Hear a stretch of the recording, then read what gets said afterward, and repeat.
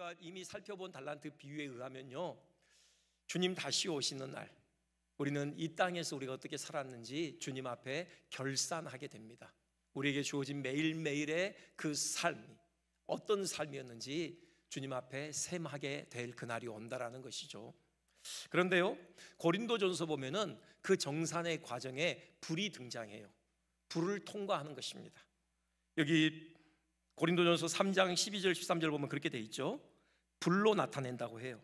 그래서 그 사람의 공적이 어떠한지 불로 시험할 것이다, 그렇게 말씀을 하십니다. 이 불은 정결의 불이겠죠. 그러니까 모든 불순물을 다 태워버리는 것입니다. 우리가 이 땅에서 수고한 그 수고의 열매들이 불을 통과하는 과정 가운데요, 정결치 못한 것들, 불순한 것들, 하나님께서 받으심직하지 않은 것들, 그런 것들은 다 타버린다라는 거죠. 그 14절 3장 13절 13절 그러잖아요. 그 공적이 불타면 해를 받으리니 불 가운데서 구원을 받은 것 같으리라 그랬습니다. 여러분, 우리가 열심히 살았는데, 우리가 열심히 살지 않을 수 없는 인생 아닙니까? 열심히 살았는데, 그래서 우리가 주님 앞에 가서 이제 셈을 하는데 그 불을 통과하는 과정 가운데 싹 다 타버린다, 아무것도 남는 것이 없다. 여러분, 그건 얼마나 허망하겠습니까? 뭔가 남는 게 있어야 되잖아요. 영원한 하나님 나라에 좀 들어가는 것이 있어야 될 것 아닙니까? 타는 것, 타버리고 마는 것, 그리고 타지 않고 영원히 남는 것, 그 기준이 뭘까? 이 금이요 은이요 보석이라고 그랬는데, 뭐가 우리의 수고의 열매들 중에 금과 은과 보석과 같은 영구히 남을 것이 될 것일까? 세 가지 얼른 생각해 보면요, 하나는 동기죠. 우리가 열심히 수고하는 그 동기가 뭔가 하는 거예요. 나의 영광을 위한 것인가? 하나님의 영광을 위한 것인가? 오직 하나님의 영광을 위한 수고만이 남아요. 그리고요, 그 방식입니다. 우리가 열심히 수고하는데 무엇을 따라 일하는가? 하나님이 정하신 방식, 곧 하나님의 말씀을 따르는가? 아니면 그것과 상관없이 그저 세상의 방식을 쫓아 일하는가? 오직 하나님의 말씀을 따라 일하는 그 수고의 열매들만 남는 것입니다. 또 하나는요, 그 능력이에요. 그 힘이에요. 누구의 힘으로 일하냐, 그겁니다. 나의 힘입니까? 아니면 오직 하나님의 능력입니까? 성령의 능력을 의지해서 하는 것입니까? 오직 성령의 능력을 의지해서 하는 것만 또 남아요. 하나님의 영광을 위해서, 하나님의 말씀에 따라 하나님의 능력으로 하는 수고의 열매들만 이 정결의 풀을 통과해서 영구히 하나님 나라에 간직되는 것입니다. 그런 은혜가 있었으면 좋겠는데요, 특별히 오늘 본문에서는 그 우리가 주님 앞에서 우리의 수고에 대해서 셈을 할 때 정말 가치롭고 보배로운 것, 길이 남을 그 영광스러운, 여기 영광의 멸관이다, 그렇게 표현을 하고 있거든요. 그게 뭔가 나와 있죠. 그게 뭡니까? 전도의 열매라는 거죠. 바울이 그렇게 고백해요. 19절이죠. 데살로니가전서 2장 19절. 우리의 소망이나 기쁨이나 자랑의 면류관이 무엇이냐? 그가 강림하실 때 우리 주 예수 앞에 너희가 아니냐 그래요. 여기 너희는 데살로니가 교회 교인들을 의미하는 거죠. 2차 선교 여행 때 바울이 전도에서 세운 교회입니다. 여기 우리라고 하는 것은 바울과 함께 디모데와 실라가 동역을 했잖아요. 그게 바로 우리라는 의미이고요. 지금 바울이 복음으로 나온 그 열매, 데살로니가 교회 교인들이요, 장차 주님 앞에서 주님 앞에 영광의 면류관이다. 그 다음에 20절에도 반복하죠. 너희들은 우리의 기쁨이요 영광이다, 그렇게 얘기합니다. 데살로니가 교회가 바울에게 있어 영광의 면류관이었다라는 거죠. 이는요, 우리에게도 동일하게 적용되는 사실이에요. 전도의 열매는 우리가 이 땅에서 기울이는 우리의 수고의 열매 중에 참으로 가치 있고 보배로운 열매인 것이죠. 마치 주님 앞에서 우리 머리에 쓰여 있는 영광의 면류관과 같은 것이에요.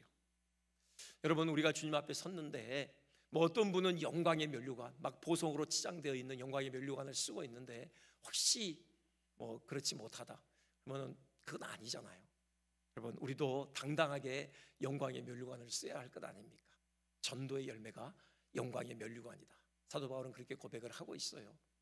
왜 전도의 열매가 보배롭고 가치로운 영광의 면류관이 되는지 그 이유 생각해 보면서요, 우리 다시금 좀 도전받았으면 좋겠습니다. 먼저요, 그 이유는 한 사람이 지닌 고귀한 가치 때문이에요. 하나님께서요, 한 사람을 귀히 여기셔요. 여러분, 그 이 하나님의 한 영혼을 귀히 여기시는 마음이 예수님의 잃은 양 비유에 고스란히 드러나 있잖아요. 양 100마리 가지고 있는 사람이 있었는데 집에 돌아가려고 하니까 한 마리가 비는 것을 발견하죠. 어떻게 반응하죠? 아직 내게 99마리 있는데 하고 그들 데리고 그냥 집으로 유유히 갑니까? 아니죠. 그 잃은 양 한 마리 찾기 위해서 길을 나서잖아요. 산으로 골짜기로 오르락 내리락 그 양을 찾기까지 계속해서 길을 다닌다고요. 마침내 찾아가지고 어깨에 매서 집으로 돌아오죠. 동네 사람들 다 모아요. 그 잃은 양을 찾은 그 기쁨을 나누기 위한 잔치를 벌이잖아요. 그 비유를 통해서 우리에게 주님께서 들려주시는 말씀은 한 영혼이 하나님 앞에 이렇게 소중하다라는 것이죠. 그 비유의 결론이 이거거든요. 누가복음 15장 7절, 죄인 한 사람이 회개하면 하늘에서는 회개할 것 없는 의인 99으로 말미암아 기뻐하는 것보다 더하리라. 그 한 사람이 회개할 때마다 하늘에서는 잔치가 벌어진다는 겁니다. 떠들썩한 기쁨의 잔치가 벌어진다. 그만큼 하나님께는 한 영혼이 귀하다, 이렇게 말씀하셔요. 왜 하나님께서 우리 한 사람 한 사람을 소중히 여기시는가? 당연하죠. 우리가 하나님의 형상으로 지음을 받았기 때문에요. 하나님의 형상 아닙니까? 비록 타락으로 인하여 이지러지고 많이 깨뜨려졌지만 그럼에도 불구하고 여전히 우리는 하나님의 형상으로 남아있다, 성경은 증언하고 있어요. 우리가 하나님의 형상으로 지음을 받았다는 사실이 하나님께 어떤 의미가 있는가 함축적으로 담아내고 있는 성경 구절이 있는데요, 바로 창세기 9장 6절입니다. 홍수 심판 후에 노아에게 하시는 말씀 중에요, 그 살인죄가 하나님 앞에 얼마나 심각한 죄인가에 대해서 말씀을 하셔요. 누군가가 다른 사람의 피를 무고하게 흘리면은 반드시 그 사람의 피도 흘려져야 한다 말씀하시죠. 그 이유가 무엇입니까? 그가 바로 하나님의 형상으로 지음을 받았기 때문에요. 무슨 말씀입니까? 그 안에 하나님의 영광이 반영되고 있다는 거죠. 곧 그 사람을 무고하게 해치는 것은 그 안에 반영되어 있는 하나님을 해치는 것이다. 하나님께서는 그렇게 여기신다라는 것입니다. 귀해요. 하나님께서 한 사람을 소중히 여기시는 것, 그것이 가장 극명하게 드러난 사건이 있죠. 그게 바로 예수님의 십자가 아닙니까? 그 예수님의 비유 중에 그 진주 비유 있어요. 그렇죠? 한 진주 상인이 좋은 진주 찾기 위해서 다니다가 극히 값진 진주 하나를 발견해요. 그러자 자기가 가지고 있는 모든 소유를 다 팔아서 그 진주를 사거든요. 예수님이 이 비유 들려주시는데 우리는 보통 이 극히 값진 진주를 천국으로 이해합니다. 맞아요. 천국은요, 우리가 가진 모든 소유를 다 팔아서라도 반드시 사야만 하는, 반드시 획득해야만 하는 그 소중한 그 무엇이죠. 그런데 한편에서 이 극히 값진 진주를 우리라고 해석할 수도 있어요. 그러니 좋은 진주를 찾는 그 진주 장사는 천국의 주인 되신 예수님을 의미하는 것이죠. 예수님께서요, 바로 우리를 사내시기 위해서, 우리를 구원하시기 위해서 당신의 전부를 내어놓으신 것이에요. 생명이면 전부 아닙니까? 예수님이 인간의 몸을 입고 이 땅에 오셨고요, 또 십자가에서 그 생명을 아낌없이 내어주셨어요. 생명의 근원 되신 하나님의 아들께서 죽음의 자리에까지 낮아지셨다고요. 당신의 전부를 내어놓으심으로 우리를 사내신 것이죠. 그렇게 우리는 하나님 앞에 존귀하고 값진 존재들인 것입니다. 그러니 그 한 영혼이 주님께 돌아올 때 천국에서는 잔치가 벌어지는 것이죠. 우리가 전도해서요 구원케 하는 그 영혼은 이렇게 존귀하고 보배로운 존재예요. 여러분, 그러니 주님 앞에서 결산의 날 우리가 전도해서 얻어진 그 열매, 그 영혼은 충분히 우리의 영광의 면류관이 될 수 있는 것입니다. 우리 모두 그 영광의 면류관 다 썼으면 좋겠습니다. 또 하나의 중요한 이유가 있죠. 이렇게 회개한 한 사람의 그 진정 어린 회개는요, 단지 그 한 사람의 회개로 그치지 않아요. 그 회개한 한 사람은요, 그 주변에 선한 영향력을 퍼뜨리게 되어 있습니다. 여기 데살로니가 성도들이 그랬어요. 그들은요, 바울에게서 복음을 받아들인 이후 근본적으로 삶이 바뀌었습니다. 우리 데살로니가전서 1장 6절 우리 함께 봉독할까요? 또 너희는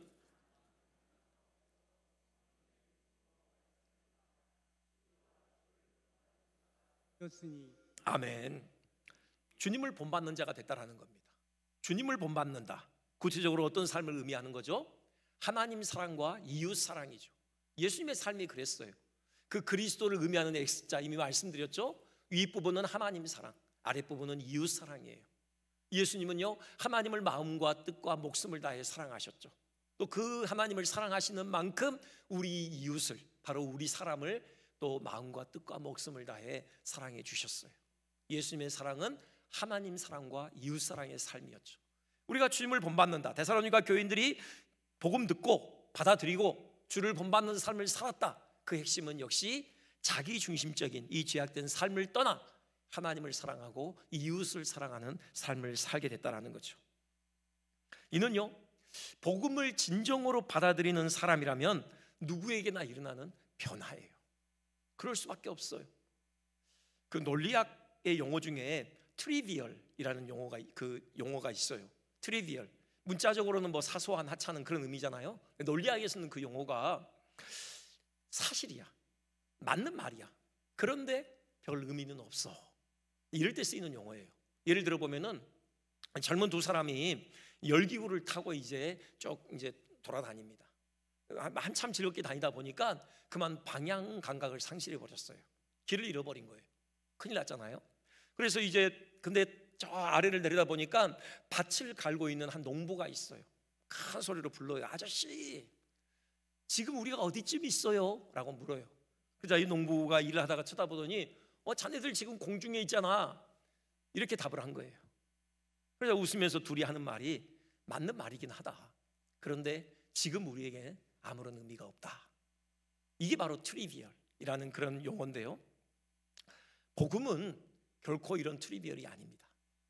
복음은 그래 맞는 말이야 라고 그 복음의 사실을 인정하고서 그럼에도 불구하고 내게 뭐 별로 의미가 없네, 이런 반응은 결코 있을 수 없어요. 복음을 사실로 받아들인다면 반드시 의미 있는 변화를 일구어내는 소식이 돼요. 그리고 복음 안에 뭐가 담겨 있는데요? 복음의 핵심 메시지, 여기 9절 보세요. 이렇게 돼 있어요. 너희가 어떻게 우상을 버리고 하나님께로 돌아와서 살아계시고 참되신 하나님을 섬기는지와 그랬습니다. 복음 안에는요, 사시고 참되신 하나님께서 계시다라는 사실이 담겨 있어요. 그 하나님께서 온 우주 만물을 지으신 창조주이시고 지금도 엄연히 살아계셔서 그 만물을 그분의 뜻대로 다스리시는 섭리주 하나님이시다. 그분이 나를 지으시고 나를 다스리신다. 이 사실이 복음 안에 담겨 있는 것이죠. 그 복음을 받아들인다, 그럼에도 불구하고 그게 내게 별로 의미가 없다, 이런 건 없다라는 겁니다. 어떻게 사시고 참되신 하나님을 믿는데 그 하나님 앞에서 내 삶이 바뀌지가 않을 수 있냐고요. 말이 안 되는 거죠. 어떤 목사님께서 그 종이 호랑이 비유를 드신 적이 있는데 참 적절하다. 제가 좀 도용을 해보겠습니다. 그 김홍도 작가의 그림으로 알려져 있죠. 송하맹호도라는 제목의 그림이에요. 여러분 교과서에서 한 번쯤은 보셨을 거예요. 뒤에 소나무 있고 앞에 호랑이가 이렇게 이따만한 눈으로 노려보고 있잖아요. 꼬리가 뻣뻣이 서 있고요. 이제 그 그림 누가 보더라도 그림을 통해서 아주 인상적인 장면을 발견하는 것은 눈도 눈이지만 그 털이요, 그 호랑이 전신의 털이 꼿꼿하게 서 있잖아요. 정말 가는 붓 세필로 이렇게 한 올 한 올 이렇게 그렸을 것만 같은 정말 그 정밀한 모습에 인상 깊죠. 블로그에서 이 송하맹호도 이 그림에 대한 품평을 어떻게 했는가 봤더니 이런 품평이 있더라고요. 진경화법으로 녹여낸 호랑이는 현실과 이상을 넘나드는 완벽한 모습으로 탄생되었다. 무슨 말인지 이해가 되십니까? 뭐 좋은 말 같아요. 아무튼 참 잘 그렸다, 참 좋은 작품이다, 그런 의미 같은데요, 무슨 말씀 드리려고 하냐면은 이 호랑이가 종이 속에 담겨있는 그림 호랑이이기 때문에 우리가 그 호랑이 뜯어보면서 야 털이 멋있다, 야 눈이 참 인상 깊다, 뭐 좋은 작품이네, 우리가 이런 얘기하고 있죠. 실제로 이 호랑이가 종이를 뛰쳐나와서 실제로 살아있는 상태로 우리를 노려보고 있다. 그럼 우리는 뭐 털이 어떻고, 여러분 이런 품평을 할 여유가 없습니다. 일단 도망가야죠. 하나님을 믿는다고 하면서 우리의 삶이 엉망이다, 여러분 그건 하나님을 종이 호랑이로 여기는 거예요. 정말 하나님께서 사시고 참되신 하나님이시다, 하나님께서 늘 나와 함께 계신다, 여러분 그 사실을 우리가 진정으로 믿는다면은 우리는 그 하나님 앞에서 대충 살 수 없어요. 대충 죄 지으면서 그냥 세상에 섞여 살아갈 수가 없다고요. 최선을 다해서 정말 하나님의 그 영광에 합치한, 그분 보시기에 부끄럽지 않은 그런 삶을 살기에 애를 쓸 수밖에 없는 것이에요. 맞지만 의미 없다, 이런 건 없다고요. 그리고요, 또 복음 안에 담겨있는 가장 핵심 메시지가 뭐예요? 결국은 예수 그리스도의 십자가죠. 오늘이 종료주일 아닙니까? 하나님의 아드님을요, 십자가에 못 박으셨던 거죠. 그 하나님의 아드님께서 십자가에서 뼈가 으스러지고 살이 찢겨나가는 말로 다할 수 없는 고통을 당하셨다는 거예요. 옷이 벗겨진 채로 매달려서요, 온갖 사람들의 조용과 모욕과 수치를 다 받으시고, 무엇보다도 죄에 대한 하나님의 저주를 온 영혼으로 받아내시느라 상상할 수 없는 영혼의 고통을 감당하셨다는 거죠. 생명 그 자체이신, 생명의 근원이신 하나님 아들께서요, 친히 그 자신을 죽음에 내어주셨다는 거예요. 더 중요한 것은요, 그 모든 희생을 감수하신 이유가 뭐냐는 거죠. 복음은 분명하게 말씀해요. 나 자신 때문이라는 거죠. 나 때문에 예수님께서 그 엄청난 고생을 대신 감당해 주셨다는 것입니다. 생명의 근원이신 그 하나님 아들께서 친히 죽음의 자리에까지 낮아지시는 그 엄청난 희생을 감수하셨다는 거죠. 맞는 말이야. 그런데 내게 별로 의미가 없네, 이런 반응을 어떻게 할 수 있냐고요. 말이 안 되는 거예요. 정말 그걸 진정으로 내가 받아들인다면 나는 변할 수밖에 없어요. 그럼 어떻게 그 복음을 그냥 담담하게 받아들일 수 있냐고요. 여러분, 복음은요, 단지 머리로만 이해하는 것이 아니라 우리의 심장으로 받아들이는 것이에요. 그게 바로 라틴어 크레도가 담고 있는 의미라 말씀드렸잖아요. 크레도, 나는 믿습니다. 그 어원은 꼬르, 심장에서 왔어요. 단지 나는 예수님을 믿습니다, 여러분, 그 사실을 우리 입술로만 고백하는 게 아니에요. 우리의 심장으로 고백하는 것이에요. 우리의 심장을 주님께 드리는 것이라고요. 나는 예수님을 믿습니다, 그 고백은요, 주님, 나의 심장을 주님께 드립니다, 이런 고백이에요. 여러분, 복음은 반드시 사람을 변화시킨다고요. 데살로니가 교인들이 그랬어요. 자, 이런 변화는요, 파장을 일으켜요. 여기 17절 보세요. 그러므로 너희가 마게도냐와 아가야에 있는 모든 믿는 자의 본이 되었는지라. 그래요. 여러분, 데살로니가 교인들의 변화된 삶은 그 마게도냐 지역의 다른 도시에 있는 그리스도인들과 또 심지어는 500km 이상 떨어져 있는 아가야 지역에 있는 믿는 자들에게까지 도전을 줬어요. 본이 되었다고요. 반드시 복음으로 인한 그 삶의 변화는 다른 사람들에게 영향을 미치게 돼 있어요. 심지어는요, 18절 보면 이렇게 돼 있죠. 데살로니가전서 1장 8절입니다. 8절 보면 이렇게 돼 있어요.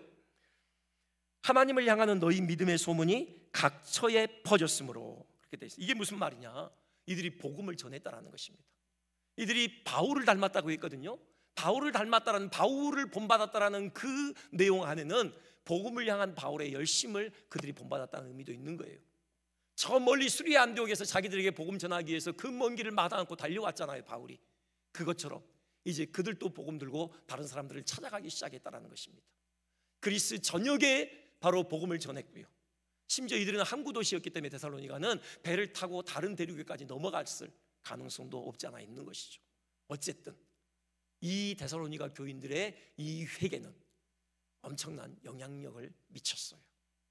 사람들에게 도전을 줬고요, 나아가서 복음을 전해서 많은 회심의 열매를 맺게 되었던 것이죠. 이사야 선지자가요, 이런 예언을 해요. 이사야 60장 22절인데요 그 작은 자가 천명을 이루겠고 그 약한 자가 강국을 이룰 것이라.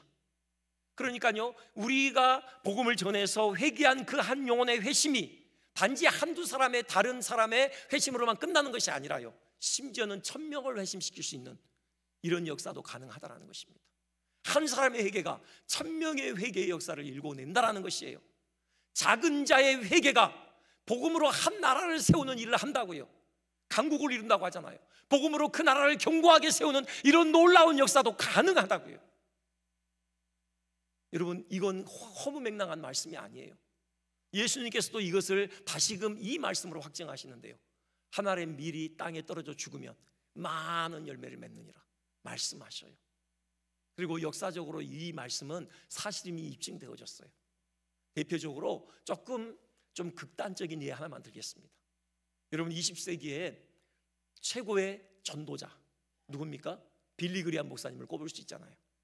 그가 4, 50년의 그 복음 증거의 삶을 통해서 1억 명이 넘는 그 복음을 전한 사람이 억 단위로 그렇게 계수를 해요. 엄청나게 많은 사람들에게 복음을 전했죠. 우리나라도 그렇잖아요. 우리 한국 개신교 역사에서 빼놓을 수 없는 한 장면이 바로 1973년도 5월 말부터 6월 5일간 열렸던 여의도 광장 집회죠. 그때요, 그 5일간 전체 인원이 350만 정도가 됐다고 해요. 빌리 그리함 목사님이 복음을 들었어요. 그 많은 사람들이 복음을 듣고 수백만이 실제로 주님께 돌아왔다, 그런 통계가 있습니다. 그런데 우리가 꼭 생각해 봐야 될 것은요, 그 빌리 그레함도 누군가에 의해서 복음을 듣고 예수를 믿게 된 순간이 있었다라는 거죠. 실제로 그랬어요. 그가 16세 때, 아직 청소년일 때, 모다카이 햄이라는 전도자가 그가 살고 있는 작은 마을에 찾아와요. 천막 지어놓고요, 거기서 전도 집회를 엽니다. 그 집회에 참여했다가 복음 듣고 예수님을 영접하게 돼요. 예수님 믿을 사람 나오세요 할 때 빌리 그레함도 나갔던 것이죠. 모다카이 햄 목사가 손을 얹고 안수기도 하고 축복해 줬어요. 그때 결단했대요. 이 좋은 복음을 위해서 내 인생 드리려라. 위대한 복음 전도자가 탄생하는 순간이죠. 모다카이 햄 목사는 빌리 그레함이 그런 엄청난 역사를 일으키실 거라는 것은 생각 못 했을 수 있어요. 그냥 주님 품에 안겼을 수도 있습니다. 재림 때요, 모다카이 햄 목사님에게 주님이 이런 말씀 하시겠죠. 봐라, 저기 봐라. 지금 손에 종려가지 들고 흰옷 입고 하나님을 찬송하는 수많은 무리 보이지 않느냐? 네가 전도한 사람들이다. 손사래를 치겠죠. 주님 무슨 말씀입니까? 저는 저렇게 많은 사람을 전도한 적이 없습니다. 아니다. 너 빌리 그레함 네가 전도했지. 빌리 그레함에 의해서 수백만이 하나님께 돌아왔다. 네가 한 것이다. 작은 일에 충성하였으니 네가 많은 일을 맡게 될 것이다. 잘하였도다. 착하고 충성된 종아, 네 주인의 즐거움에 참여할지어다 하고 그 목사님의 머리에 영광의 면류관을 씌워줄 거라는 거죠. 바로 이겁니다. 여러분, 우리가 전도한 그 영혼을 통해서 천을 천명을 이루고 강국을 이룰 그런 놀라운 역사를 기대했으면 좋겠어요. 그 영혼이 어찌 주님 앞에서 우리의 영광의 면류관이 되지 않을 수 있겠습니까? 우리가 이 설교 끝나면요, 이제 세례식 끝나고 우리가 태신자 작정하는 시간이 있습니다. 여러분, 떨리는 마음으로 그 이름 적어냈으면 좋겠어요. 우리의 영광의 면류관이 될 그 날을 고대하면서 우리 믿음으로 결단했으면 좋겠습니다.